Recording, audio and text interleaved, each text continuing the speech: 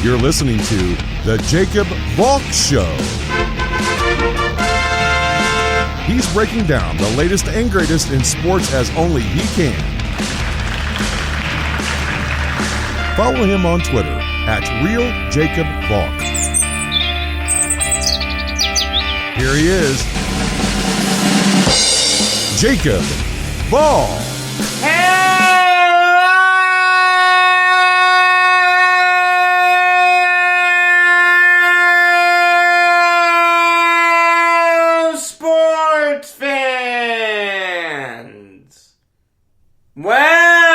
Welcome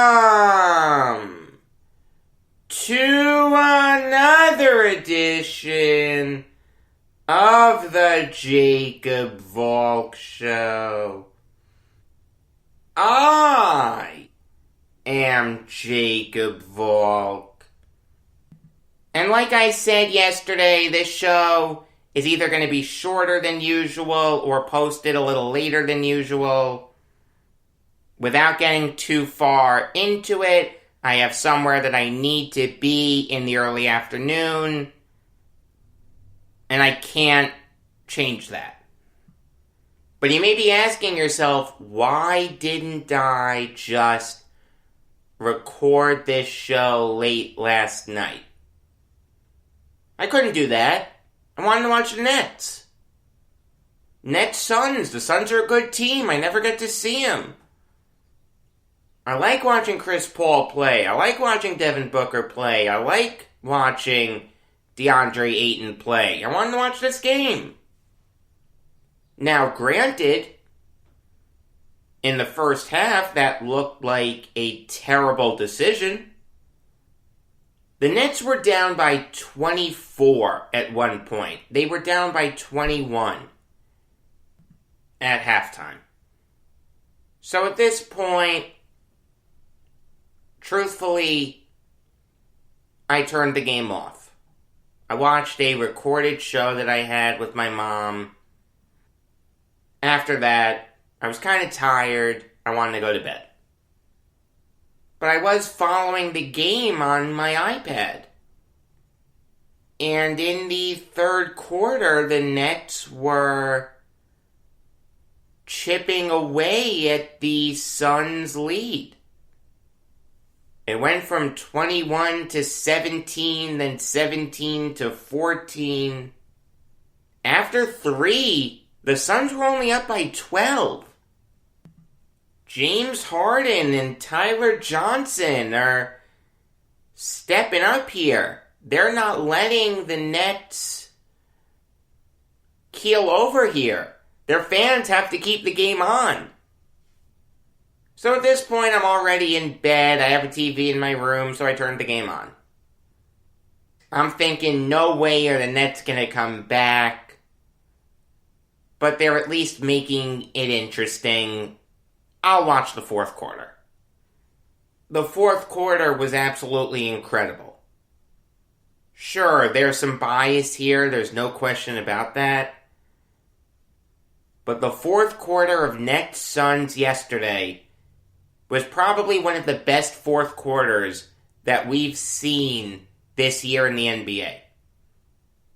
You've got Jeff Green stepping up, Joe Harris stepping up, Landry Shamet stepping up, Tyler Johnson stepping up. James Harden played that whole third quarter, so he wasn't out there for the early part of the fourth quarter. It was the Nets bench that really made it interesting. By the time Harden re-entered the game with 5:33 left, it was a 5-point game. Richard Jefferson said on the broadcast, I was watching the Yes feed, I wasn't watching the national feed. If I can, I always like watching the hometown feed. Jefferson said as the Nets were trying to mount a comeback, Just get it to 5 with 5 minutes left, then it's a crapshoot. The Nets did that. But then Chris Paul happened. In the final 5 minutes of this game, Chris Paul scored all 11 of Phoenix's points. That's veteran leadership right there. Give Paul credit. He knew what was happening. He knew that the Suns were losing momentum. They had the opportunity to put the Nets away. They didn't do it. He's trying to single-handedly keep the Suns in this game. The thing is, though, while Paul was doing that and made every Nets fan want to cancel their State Farm policy, the Nets were answering back. Harden with great feeds to guys like Green and Harris. Harden was getting his own shots. James Harden was the most aggressive yesterday than I've ever seen him as a Net. And I've watched all his games. And it was so great to see. With no Durant and no Kyrie, Harden had to step up. He had to put this team on his back. And he did. Give him all the credit in the world. I'll fast forward a little bit. 78 seconds left in the game. The Nets are down 3. The Nets get called for fouling Devin Booker. It was an absolutely terrible call. You gotta wonder what the refs were looking at. Steve Nash has never challenged a call as Nets head coach. That streak broke yesterday. It was the right decision to challenge that foul. The refs clearly got it wrong.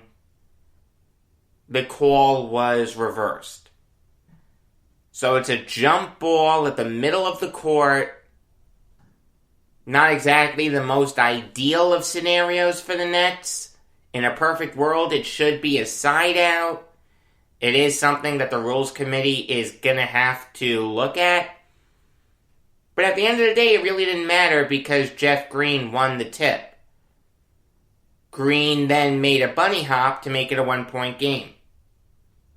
Mikal Bridges tried to make it a 2-possession game. He missed the 3. James Harden hit the vintage Harden shot. A step back 3. It doesn't need to be at the top of the key, but it was. It gave the Nets the lead. With under 30 seconds left in the game, the Nets had their first lead. 126 to 124. I'm bouncing off the walls at this point. Every Nets fan is. I'm sure there were a lot of people watching that game who turned it off at halftime. You know what? It's late. I gotta get to bed. They woke up this morning and they found out the Nets won. I'm glad that I turned the game back on in my room. The Suns did have a chance to tie this game, though.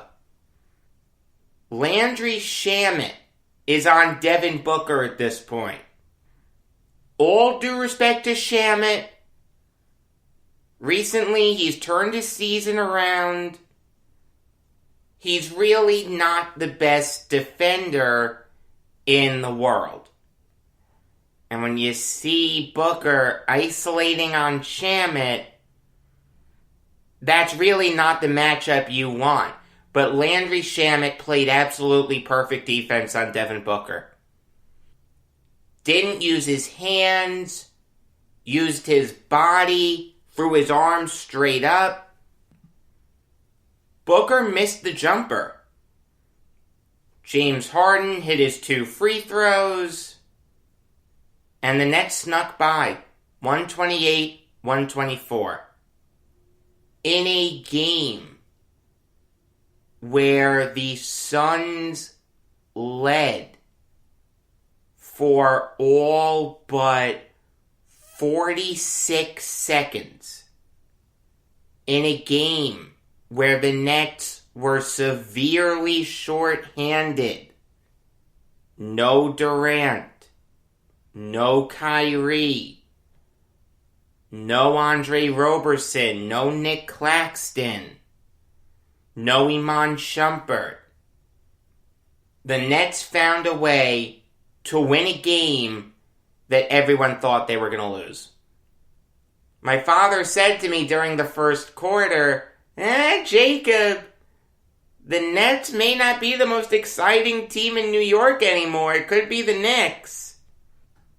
Dad, I love you, but you're wrong. As good as the Knicks are, and they are a good team this year, there's no question. The Nets are the more exciting team. The Nets are the better team. Not since 2003 has there been a better time to be a Nets fan. The Nets are now the 2 seed. They're a game behind the Sixers. How great would it be if the Nets could overtake the Sixers, the runner-up in the James Harden sweepstakes? If you didn't believe me when I said yesterday that I thought the Nets were going to win the NBA title, believe it now. The fact that they were able to win this game speaks volumes to their chances of winning it all. Make no mistake about it, this was the most impressive win of the year. It's not the blowout against the Warriors to start the season. It's not the blowout against the Celtics on Christmas. It's not the blowout against the Jazz. It's not them beating the Clippers. It was yesterday. The Nets are in the midst of a 5-game West Coast trip. They played the Warriors, they beat them. They played the Kings, they beat them. They played the Suns, they beat them. Tomorrow they have the Lakers, and on Sunday they have the Clippers. The fact that they're already guaranteed to have a winning record on this West Coast trip is incredible. West Coast trips are hard for East Coast teams. I don't care how good you are. The Nets are already guaranteed to have a winning record on theirs. Give them full credit. And you know what? I'll say this. They couldn't be facing the Lakers at a better time. No Anthony Davis. Paul George is banged up. Kawhi Leonard is banged up. If you look ahead to the Clippers, I'm not saying definitively that the Nets are going to sweep their West Coast trip, but it's not impossible. They are a great team. They are the title favorites. It's not the Sixers. It's not the Bucks. By the way, I've heard some people saying that the Bucks are in free fall right now. It's time to panic. What are they doing? Blah, blah, blah. Jrue Holiday is out. And they're still the 3 seed in the East. Calm down. The Bucks are fine. Are they a finals contender? No, but they're not a bad team. Calm down. The Bucks are fine. But back to the Nets. They're better than the Jazz. As great as the Jazz are, I'll take the Nets in a 7-game series. I'll take the Nets over the Lakers. I'll take the Nets over the Clippers. The Nets are the team to beat in the NBA. Sure, there may be some rough patches down the line. They may have a 2 or 3 game losing streak here and there, but it doesn't matter. If everyone avoids a serious injury, and knock on wood that happens, there's nothing stopping the Nets from winning it all. It's just that simple. Alright, now I'll talk about my other favorite team that played yesterday, and that is the Islanders. Their hotshot young Russian goalie, Ilya Sorokin, got his first NHL win yesterday. And it was a shutout to boot. The first Islanders goalie since Anders Nielsen to have his first NHL win be a shutout. And give Sorokin credit. He made some fantastic saves. There was this glove save that he made in the third period. He looked like Patrick Waugh out there. I mean, this kid was hyped up a lot coming out of Russia. Everyone was praising Lamoriello for convincing him to come over from the KHL. He had 3 starts before yesterday. He didn't really look that good in any of them. I mean, you know I'm going to do the Islanders show on Monday. One thing that I was thinking about talking about was, do the Islanders need a backup goalie? Can you trust Sorokin?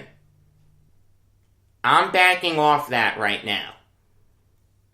Give Sorokin some leash, alright? He played great yesterday. Now, I understand it's against the Sabres. A team that was bad before their pause, and a team that's bad after their pause.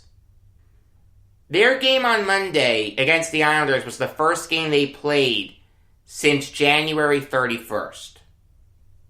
So if you want to tell me you can't read that much into this win, I understand where you're coming from, but what's the alternative? Just lose it?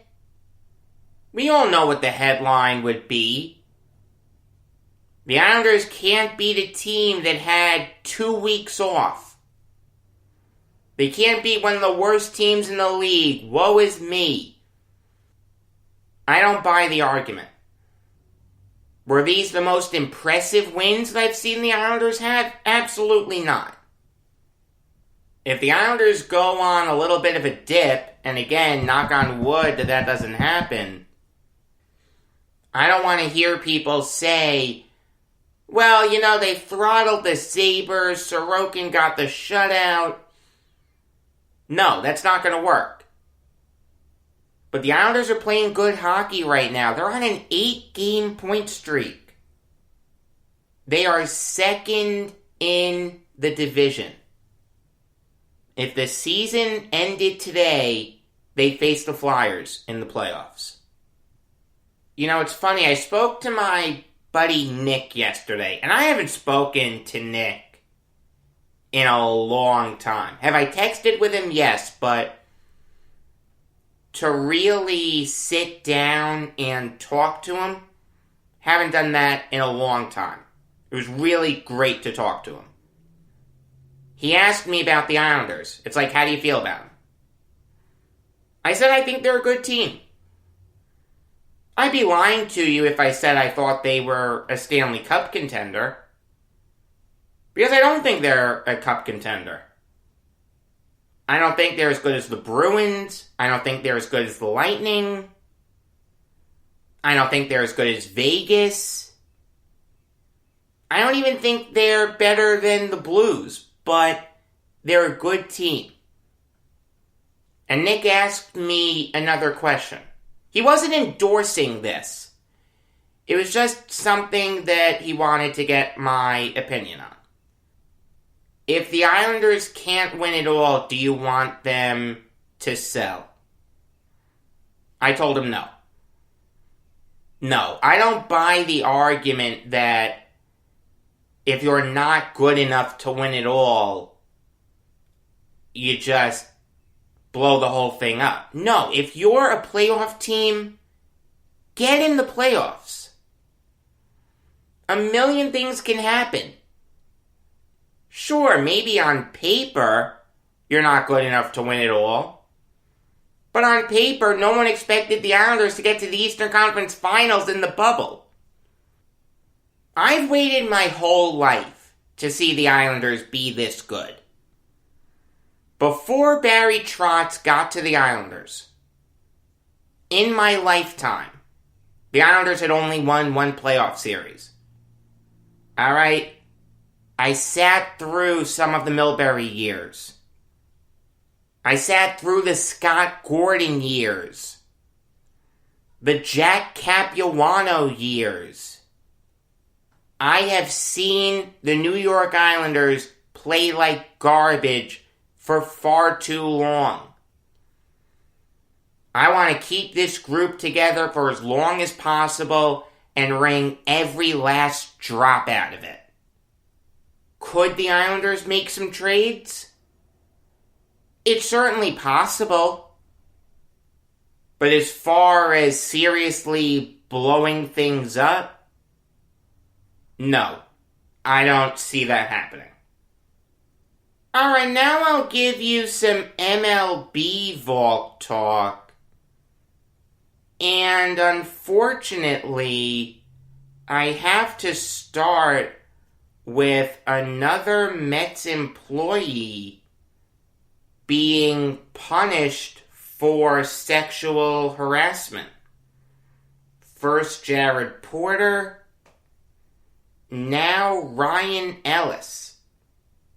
Their former hitting performance coordinator was fired on January 22nd. We're just finding out about it now because Brittany Garoli and Ken Rosenthal of The Athletic reported it.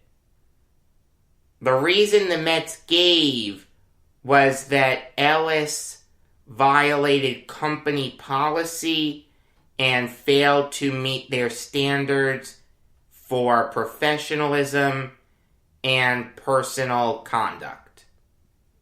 It's worth reading the Athletic story, but just to give you a quick summation, 3 women accused Ellis of sexual harassment.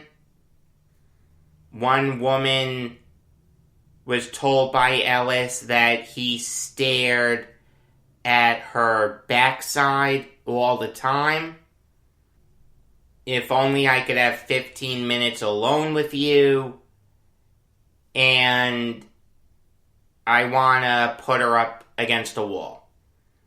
The second and third women, it's not as detailed, but they said that Ellis made inappropriate comments. Now, let me just say that these aren't accusations, alright? This is true. Ryan Ellis was fired. There's clearly something there. Ellis wouldn't have been fired if there wasn't something there. It's not like he's being placed on leave pending an investigation. No, he's gone. So give the Mets credit for firing him.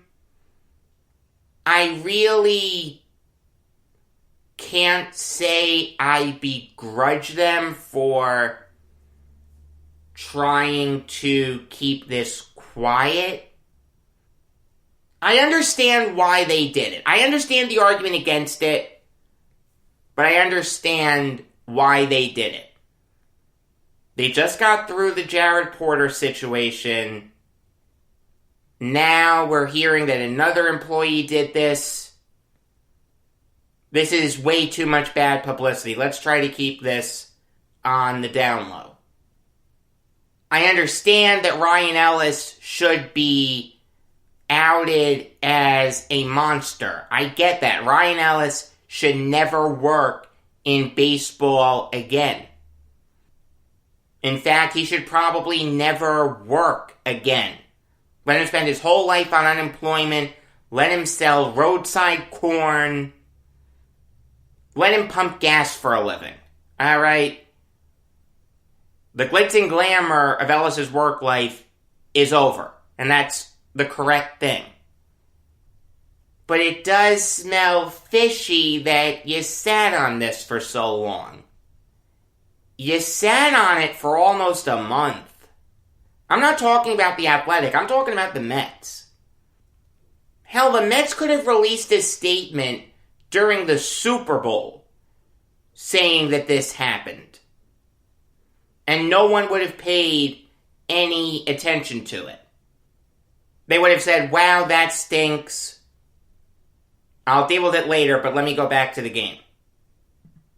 The fact that Garoli and Rosenthal are the ones reporting this, that's a bad look for the Mets. That smells like a cover-up. I'm not saying the Mets were trying to protect Ellis, they fired him.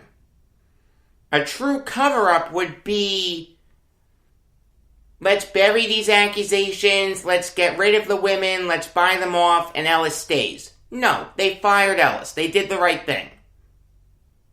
But the world does need to hear this. If Ryan Ellis goes to another team and does this to women around that team, I'd look at the Mets and say, wait a minute, you knew about this and you didn't report it? What the hell's wrong with you? Thankfully, that didn't happen. The Mets didn't handle this situation perfectly, but it's not as bad as it could have been.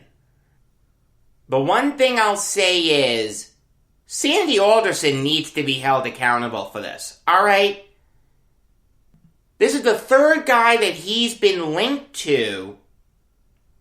Jared Porter, Mickey Callaway, and Ryan Ellis that are now linked to sexual harassment claims. There's a common law practice, responde at superior. Basically what it means is, if the employee is in the wrong, the employer can be held accountable. Fool me once, shame on you. Fool me twice, shame on me. Fool me 3 times. Should Alderson be fired? I think it's a real conversation. I'm not saying this as someone that hates the Mets. But Alderson hired Porter, he hired Callaway, and Ellis was all set to work under Alderson this year. Sandy Alderson may be the worst judge of character in human history. You cannot keep being linked to these people. If I'm Steve Cohen, I'm having a long talk with Alderson. Why does this keep happening? It's unacceptable. Here's what the Mets need to do, quite honestly. Hire an outside firm to come in and conduct a thorough review of the HR climate of the Mets. Is there a 4th person linked to the Mets that has done this before? Or may still be doing it? Would it really surprise you if there was a 4th? Would it surprise you if there was a 5th? Let's get to the bottom of this. Let's see how this keeps happening. And if Sandy Alderson was found to be negligent in his background checks, he needs to be held accountable. Moving on now to a happier topic, and that is the Brewers bringing back Brett Anderson on a 1-year deal worth $2.5 million. And this is a good move for the Brewers. Anderson seems to have worked past his major injury concerns. Is he ever going to pitch 200 innings? The answer is no. And you can probably expect at least one stint on the IL.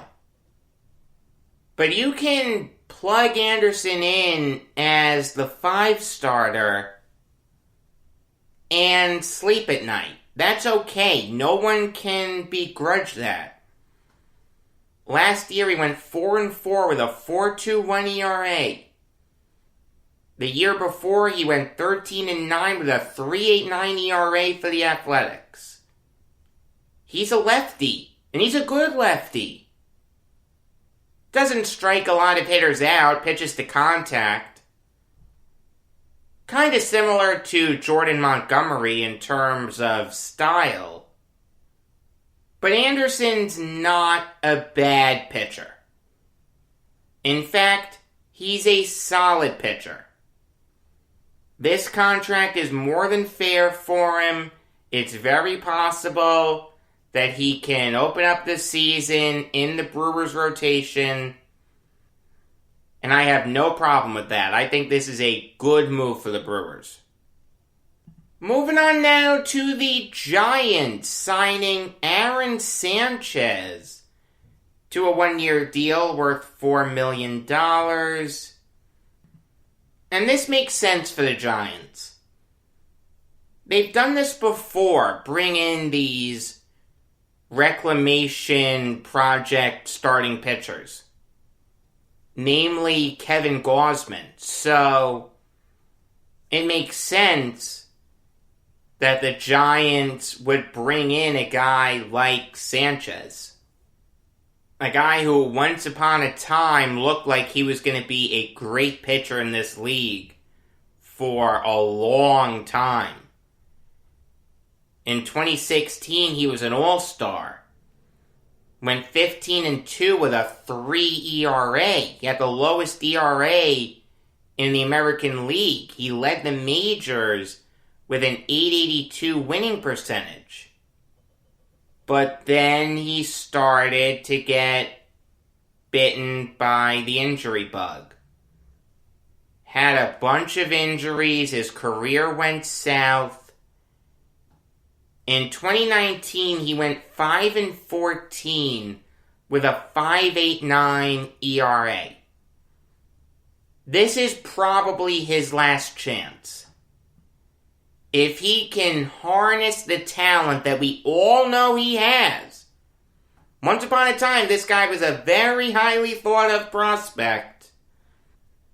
The Giants got themselves a really good starting pitcher. If he gets hurt again, that's it. He's going to have to find another passion. But I don't mind this move for the Giants. It makes sense to gamble on him. I'd like to think it's going to work for him. $4 million is a fair contract for him. Maybe a little high, but I can't go too crazy about it. Earlier in the offseason, the Giants were very aggressive in adding to their rotation. They added Anthony DeSclafani, they added Alex Wood, now they added Aaron Sanchez. None of those guys are going to be mistaken for Juan Marichal anytime soon, but I know what the Giants are doing. It makes sense. They're not going to make a lot of noise, but I don't think they'll be an embarrassment to the sport or anything. They'll finish with over 70 wins. Let's put it that way. Moving on now to the Cubs signing Brandon Workman to a 1-year deal worth $1 million. And this makes sense. This makes a ton of sense. Brandon Workman is a good pitcher. Early in his career, he looked like he was going to flame out of the league, and I was really happy. In 13 and 14, he was dreadful.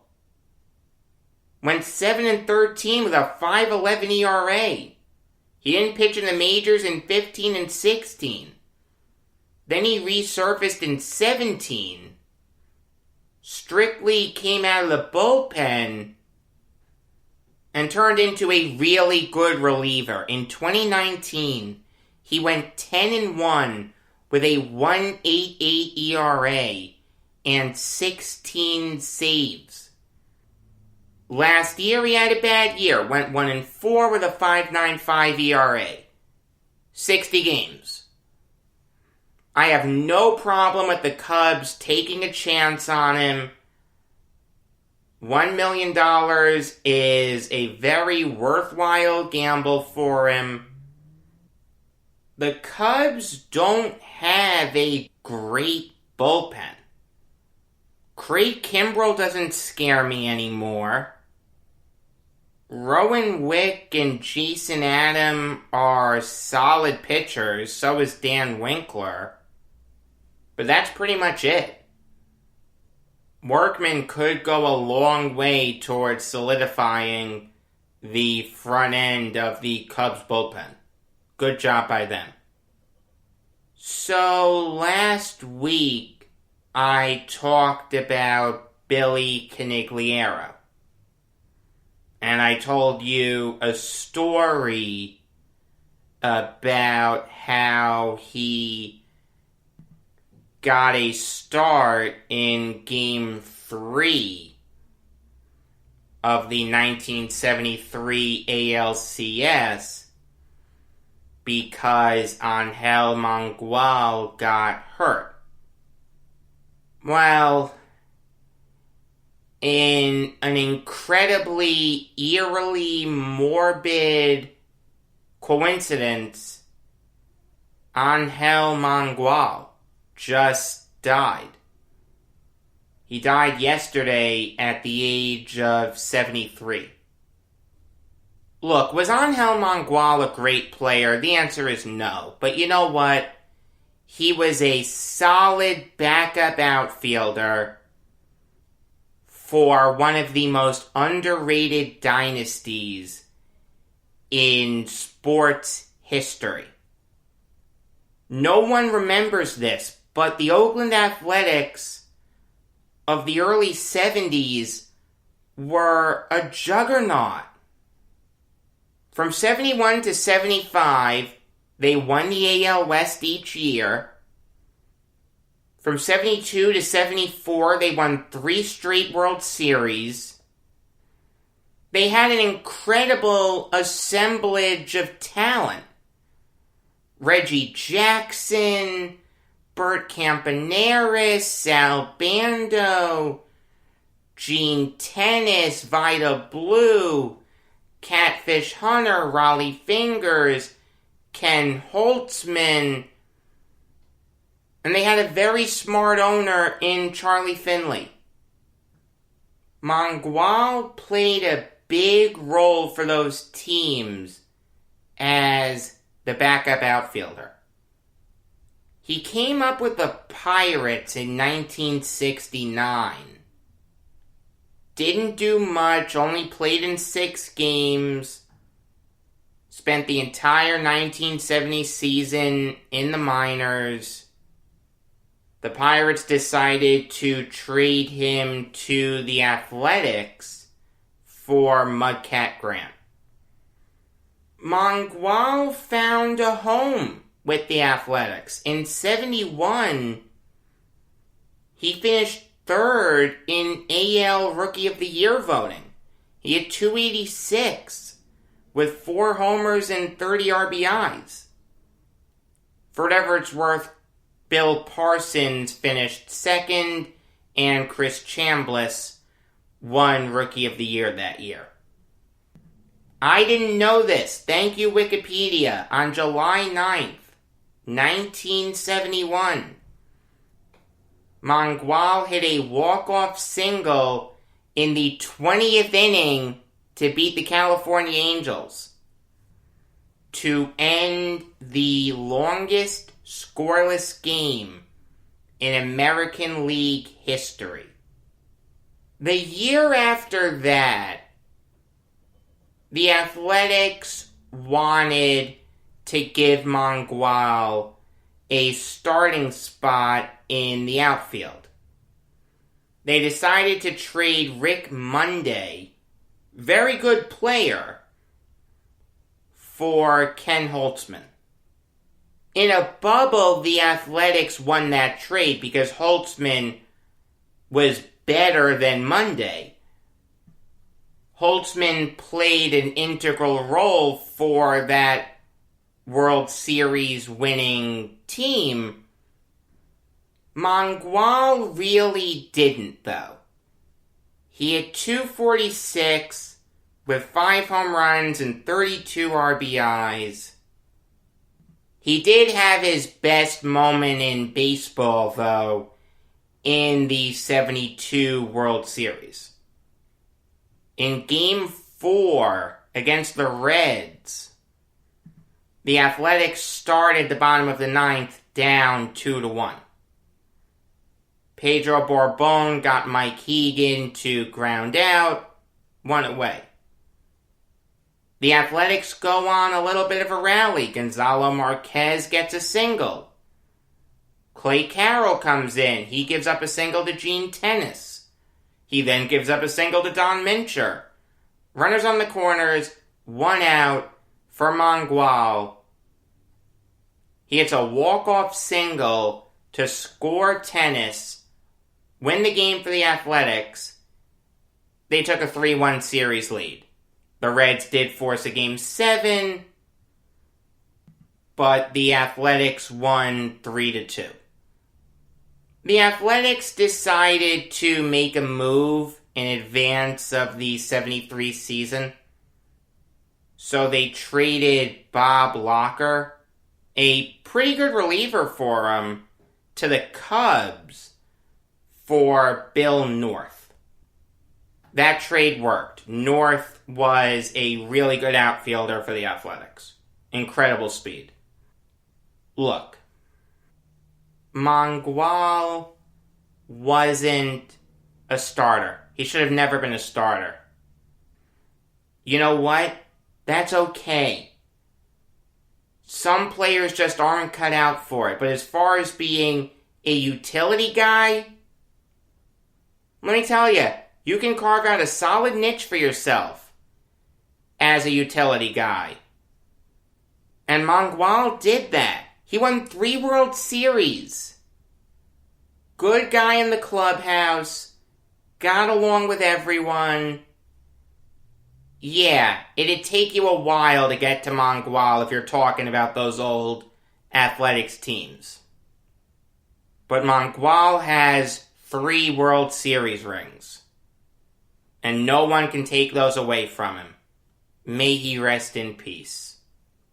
Until tomorrow, I am Jacob Valk saying, shout out to you, Rush Limbaugh.